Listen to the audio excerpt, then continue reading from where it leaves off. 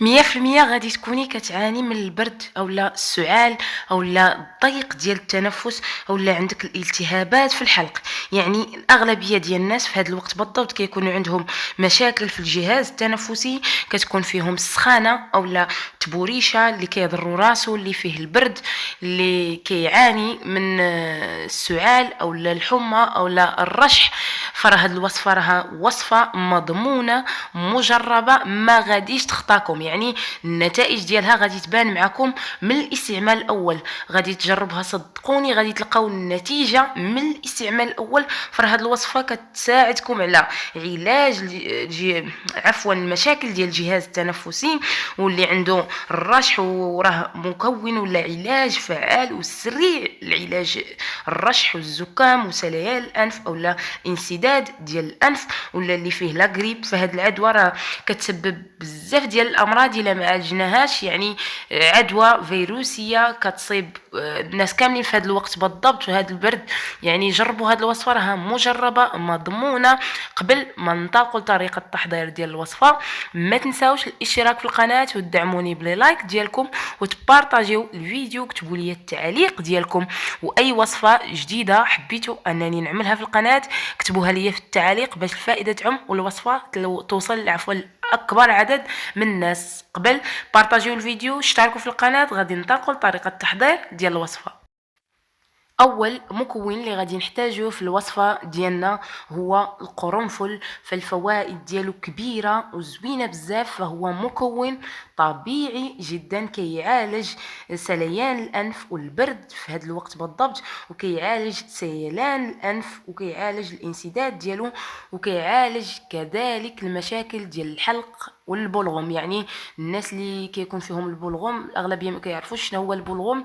البلغم هذيك التخيمه اللي كتكون واحله لينا في الحلق، يعني كتكون فينا الا كنا مرض، وبعض الاحيان كتكون الا كاع ما كناش مرض.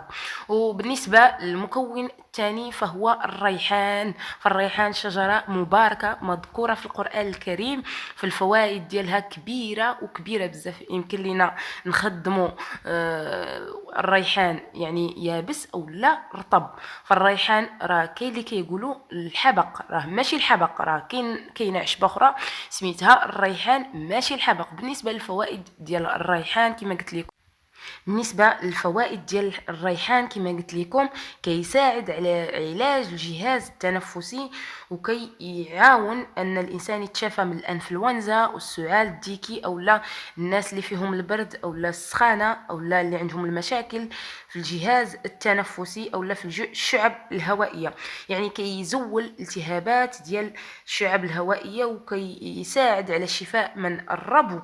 والناس اللي كيدخنوا راه بطبيعه الحال كيمضغوا الوريقات ديال الريحان، راه كيعاونهم انهم يقتلعوا عن التدخين، وكيخفف كذلك من الاجهاد. فراه الريحان كنز رباني جدا كيعاون على الشفاء من الامراض ولا من الفيروسات، سواء البرد الانفلونزا اللي فيه السخانه التبوريشه والالم ديال الراس الحاد اللي كيجي مع الرواح اولا الكحه الجافه. جربوها صدقوني راه ما غاديش تخطاكم.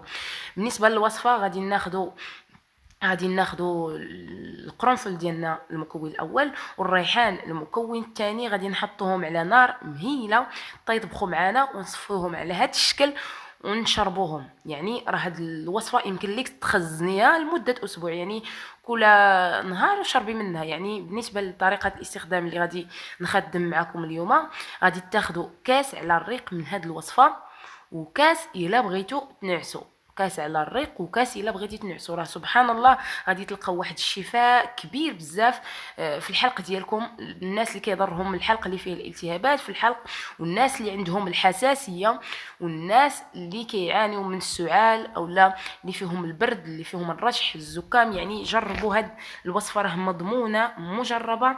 كنشكركم على التتبع ديالكم، ما تنساوش تشتركوا في القناه وتدعموني بلي لايك ديالكم. اي وصفه جديده حبيتوا انني نعملها معكم في القناه كتبوها ليا في التعاليق.